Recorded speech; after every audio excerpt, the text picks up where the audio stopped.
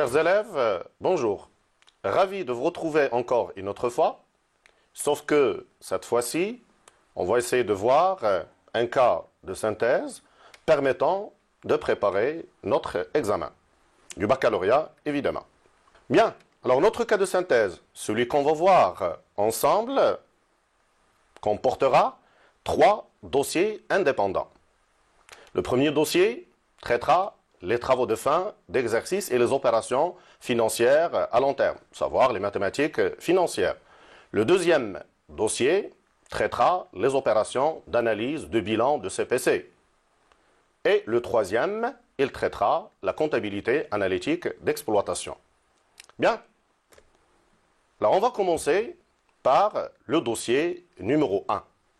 Alors le dossier numéro 1, travaux de fin d'exercice et opérations financières à long terme, portera sur les emprunts des vies. Donc on va voir ensemble un tableau d'amortissement de l'emprunt des vies.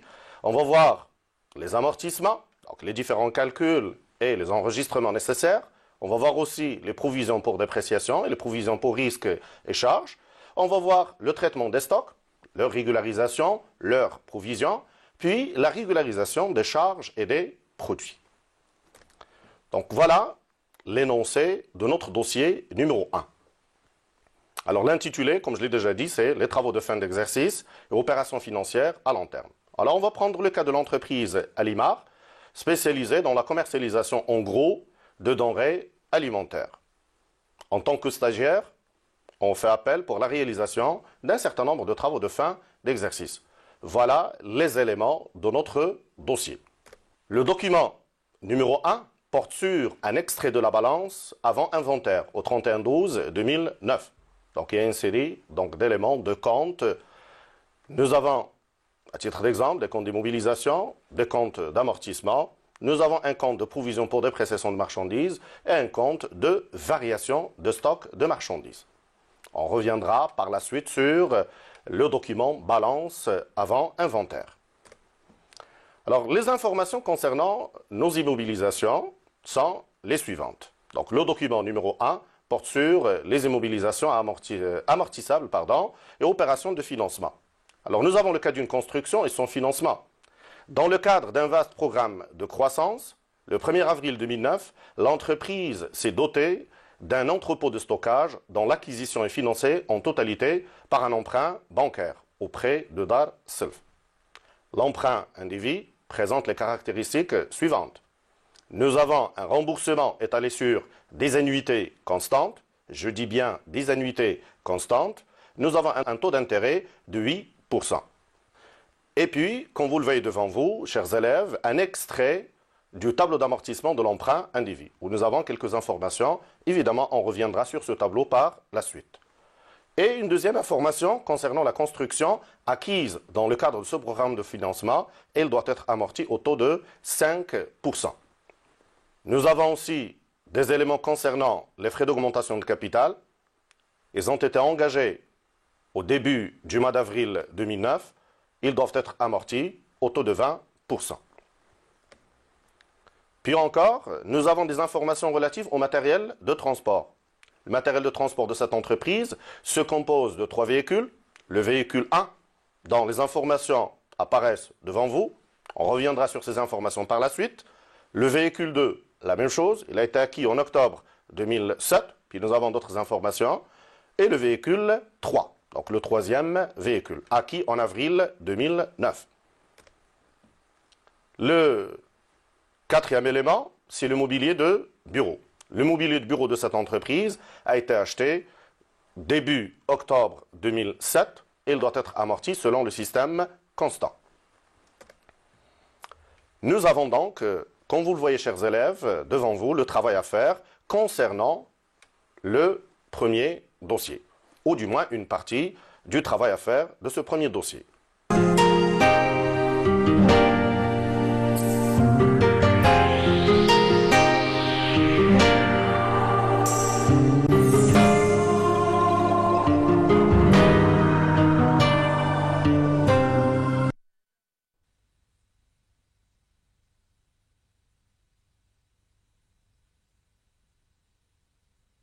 الله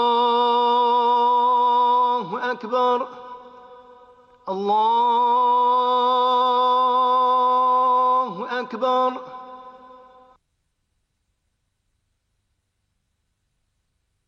أشهد أن لا إله إلا الله أشهد أن لا إله إلا الله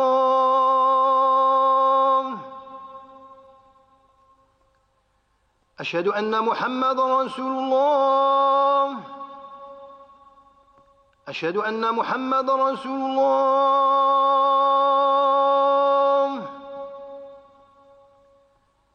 حي على الصلاة حي على الصلاة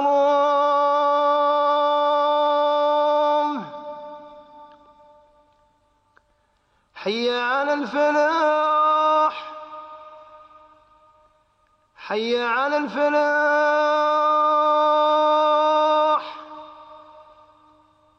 الله أكبر الله أكبر لا إله إلا الله.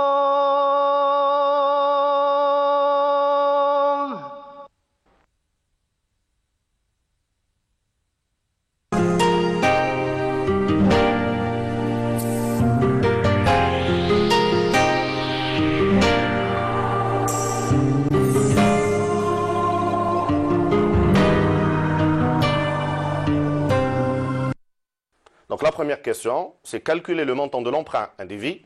On doit arrondir le résultat obtenu à la centaine de milliers la plus proche. La deuxième question, présenter la deuxième ligne du tableau d'amortissement de l'emprunt indivis. La troisième question, présenter les deux premières lignes du plan d'amortissement du véhicule.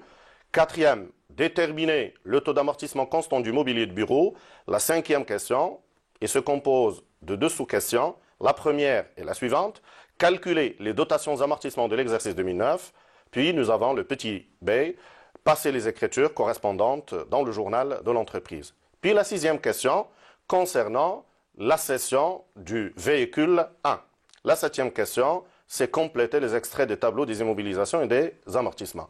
Alors on va revenir en détail et étape par étape sur les différents travaux à faire que je viens d'énumérer. Alors on va passer à la première question. Calculer le montant de l'emprunt indivis. Et comme précision, on doit arrondir le résultat obtenu à la centaine de milliers la plus proche. Je vais expliquer, chers élèves, comment faire après, une fois le résultat obtenu. Bien, alors notre première question, c'est calculer le montant de l'emprunt. Nous avons besoin de calculer l'emprunt. Par voie de conséquence, je dois me rappeler l'ensemble des formules où on utilise l'emprunt. Alors, je vais donc annoncer la première formule. Elle est la suivante. Relation donc, entre le capital emprunté et l'annuité. Le capital emprunté, c'est le K0. A, c'est l'annuité, donc multiplié par 1 moins 1 plus I à la puissance moins N sur le I. Donc voilà la première formule. On peut éventuellement donc utiliser le capital emprunté. La deuxième formule, c'est la relation qu'il y a entre le capital emprunté et le premier amortissement. K0 toujours, c'est le montant du capital emprunté.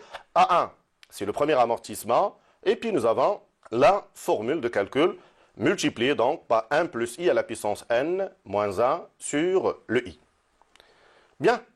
Alors nous avons deux formules où il est possible d'utiliser le capital emprunté. On va revenir sur les données de l'exercice pour voir laquelle de ces deux formules doit-on utiliser. Bien, les données de l'exercice, l'emprunt indivis. L'entreprise, ou plutôt l'on a contracté un emprunt remboursable par 10 annuités constantes de fin de période, calculé au taux d'intérêt de 8%. Donc les deux premières informations que nous avons ici, le nombre d'annuités et nous avons le taux de l'intérêt annuel qui est de 8%. Puis nous avons un extrait du tableau d'amortissement. Au niveau de cet extrait du tableau d'amortissement, comme vous le remarquez, chers élèves, nous avons une seule information. C'est le montant de l'amortissement, mais plus exactement, l'amortissement de la deuxième ligne. Alors, par voie de conséquence, on doit utiliser la deuxième formule. Ça veut dire le K0 est égal à 1 fois 1 plus i à la puissance n moins 1 sur i. Je vais expliquer par la suite pourquoi j'ai opté pour cette deuxième formule et non pas la première. Bien, je reprends la première formule. Pourquoi j'ai opté pour cette première, plutôt pour la deuxième formule et non pas la première? Parce que il y a possibilité de déduire le premier amortissement à partir du deuxième amortissement qui est donné au niveau des informations relatives à l'emprunt individu dans le cadre de ce cas de synthèse, ou bien dans le cadre de cet exercice.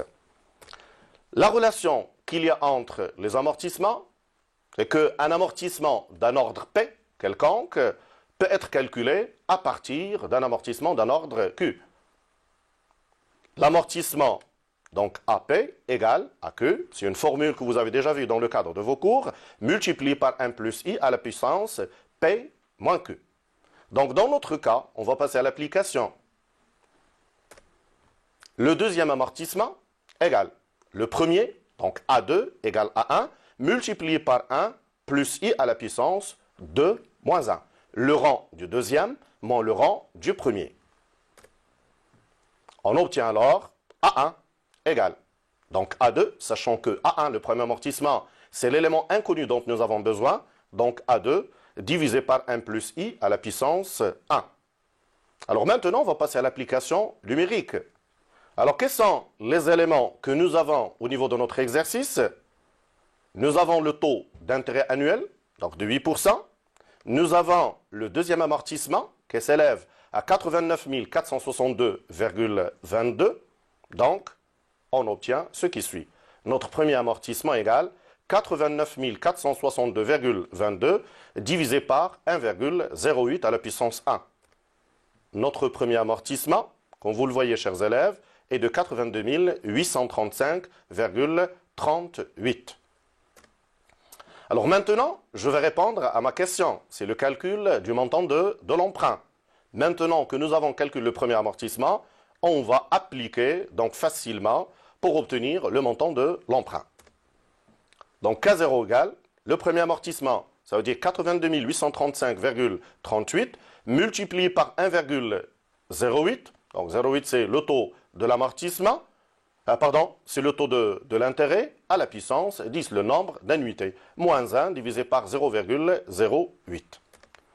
On obtient alors 82 835,38 multiplié. Donc, chers élèves, vous devrez consulter vos tables financières, multiplié par 14,486 562. Alors, ça nous donne un capital emprunté d'un montant de 1 199 999,86. Tout à l'heure, j'ai bien spécifié au niveau de la consigne d'arrondir à la centaine de milliers la plus proche. Et dans notre cas ici, la centaine de milliers la plus proche, c'est 1 200 000 dirhams. Par voie de conséquence, notre capital emprunté s'élève à 1 200 000 dirhams.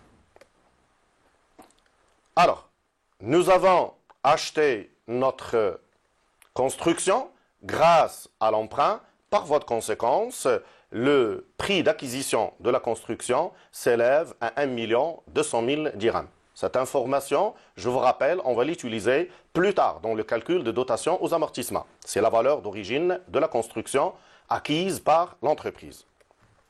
Alors je passe maintenant à la deuxième ligne du tableau d'amortissement de l'emprunt individu.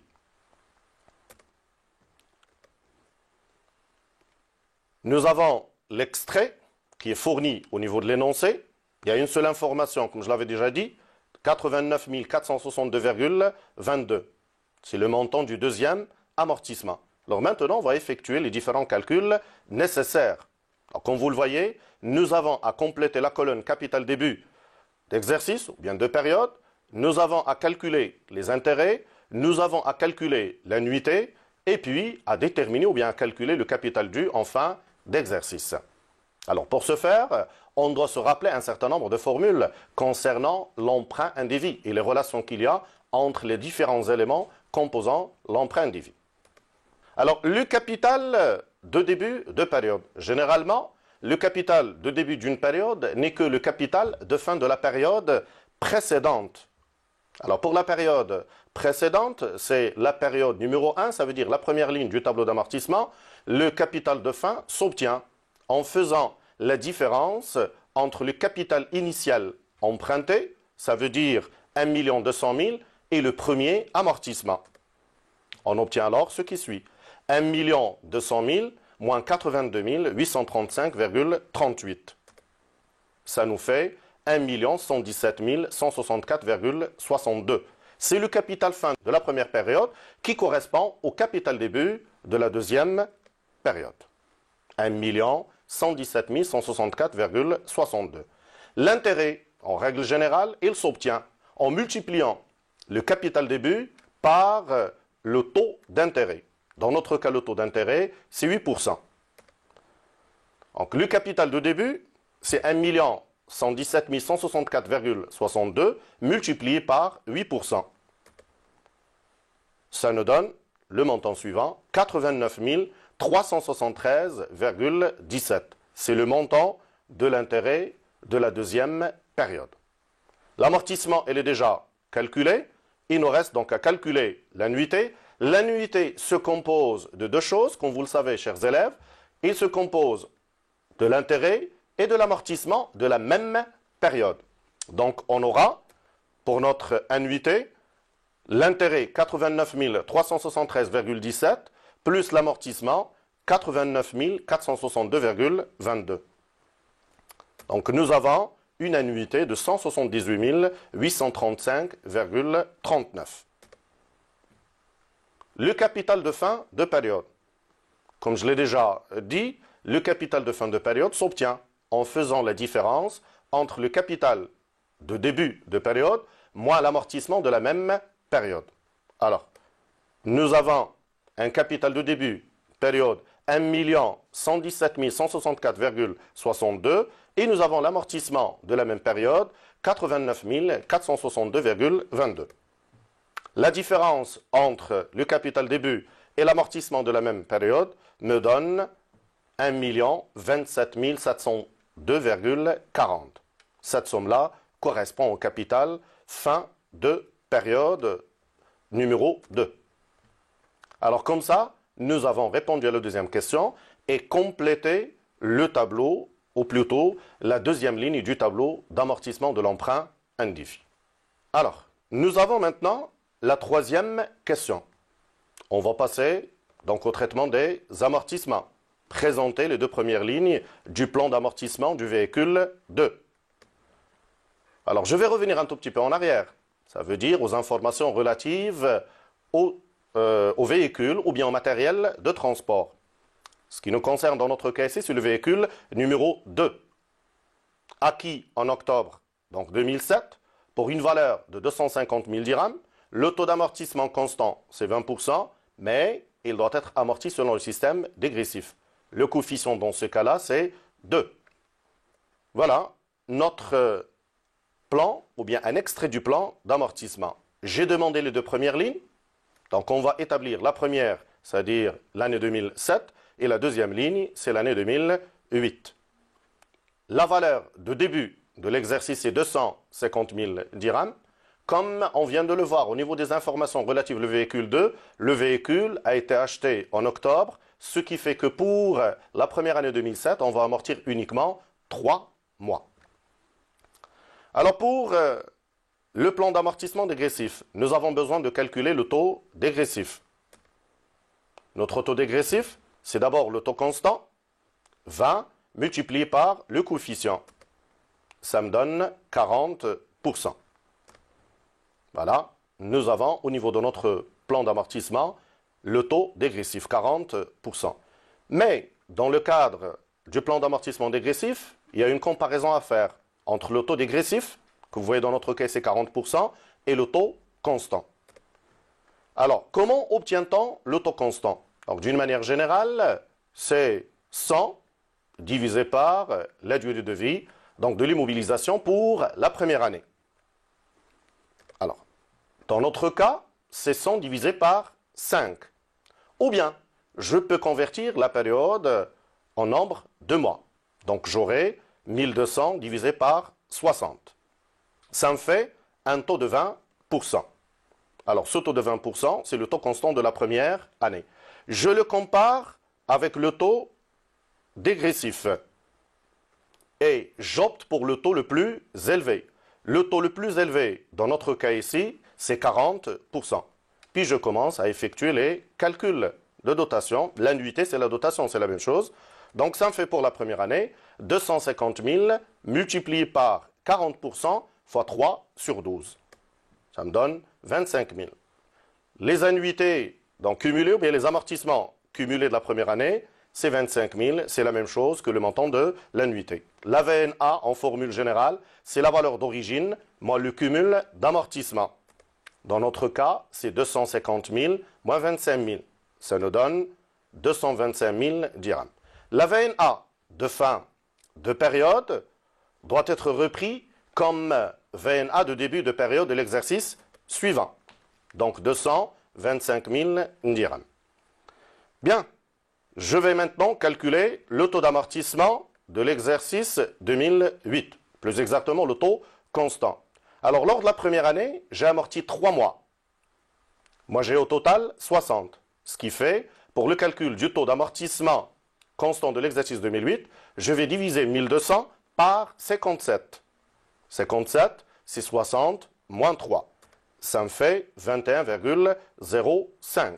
C'est le taux constant de la deuxième année. Ça veut dire de l'exercice 2008. Je vais le comparer avec le taux dégressif. Et je vais opter, comme d'habitude, pour le taux le plus élevé. Le taux le plus élevé, c'est 40%. Voilà. Et je vais calculer la dotation, bien l'annuité de la deuxième année. Et ça sera 225 000 multiplié par 40%. Multiplié normalement par 12, divisé par 12. Alors ça me donne 90 000 dirhams. Les amortissements cumulés. L'année dernière, j'avais 25 000. Je vais ajouter 90 000 à l'amortissement de l'année dernière. Donc ça va me faire 25 000 plus 90 000 dirhams. Ça me donne 115 000 dirhams. La VNA en fin de période, c'est 250 000, moins le cumul des amortissements. 115 000, ça me fait 135 000 dirhams. Alors, chers élèves, nous avons traité dans notre premier dossier la partie concernant l'emprunt et la partie concernant le plan d'amortissement dégressif.